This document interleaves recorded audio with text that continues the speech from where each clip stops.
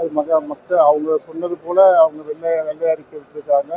அதை இன்னும் நான் படிக்கல. இந்த பூரா இந்த பட்டமளிப்பு விழாவில் கலந்துக்கிட்டு இப்போ நேராக ஏர்போர்ட்ல வந்து வரேன்.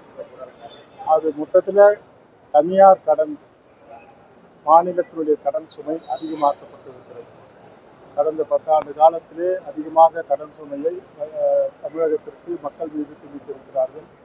ஆகவே இந்த அறிக்கை படித்த பிறகுதான் தெரியும். தொடர்ச்சியாக முன்னாள் அமைச்சர்கள் அதிமுகவில் தாவேகாவை நோக்கி நகரத்தை நம்ம பார்க்க முடியும். அப்ப தமிழக அரசுல தமிழக வெற்றி கழகம் ஒரு தவிர்க்க முடியாத சக்தியை வாழ்ந்து வந்தாங்க.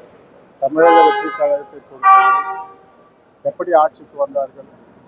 ஒரு மிகப்பெரிய மாற்றம் வேண்டும் என்று மக்கள் விரும்பி மாற்றத்திற்காக போட்டிருக்கிறார்கள், வாக்கு போட்டிருக்கிறார்கள்.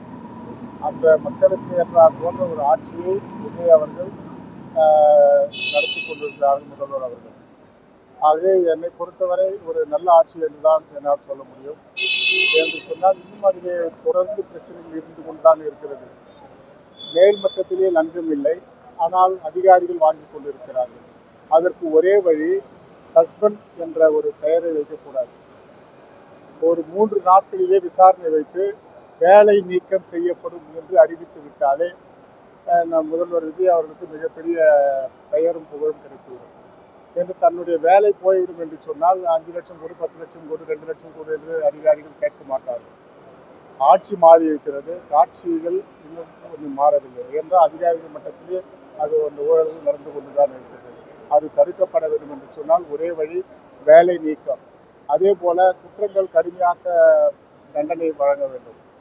சவுதி அரேபியாவில் நீங்கள் பகலில் ஜமாத்துக்கு போகும்போது சும்மா ஒரே ஒரு கீயை வச்சு லாக் பண்ணிட்டு போகிறான்.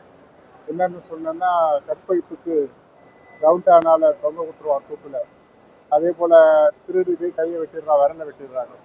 இந்த கடுமையான மனித உரிமை கழகங்கள்ன்றது மிகப்பெரிய ஒரு வளர்ச்சியையும் தண்டனைகளையும் அதிகமாக்கக்கூடிய ஒரு மனித உரிமை கழகம் தான். அதுக்கு பயந்து தான் எல்லாரும் இந்த சட்டத்தில் பல்வேறு ஓட்டைகள் இருந்து கொண்டிருக்கு. ஆகவே இந்த சட்டம் கடுமையாக்கப்பட்டிருந்தால் பாலியல் வழக்குகள் குறைக்கப்படும், அதே போல லஞ்ச லாவண்யங்கள் குறைக்கப்படும். ஒரு நல்ல ஆட்சி, மக்கள் விரும்புகின்ற ஆட்சியை முதல்வர் விஜய் அவர்களால் கொடுக்க முடியும். இந்த தாவேகா ஆட்சிக்கு வரும்போதுக்கு முன்னாக குறிப்பா ஆளுநர் திமுக வைக்க குற்றச்சாட்டு என்னவா இருந்ததுன்னா, பெண்களுக்கு பாதுகாப்பு இல்லை, சட்டம் ஒழுங்கு சரியில்லை, கஞ்சா போதை பழக்கங்கள் அதிகமா இருக்குன்றாங்க. ஆனா தற்போது தமிழக வெற்றி கழகம் ஆட்சிக்கு வந்தப்பறம் அது தொடர்ந்து சரியான இருக்கு.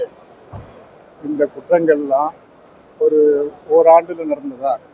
இந்த குற்றங்கள் தொடர்ந்து 10 ஆண்டு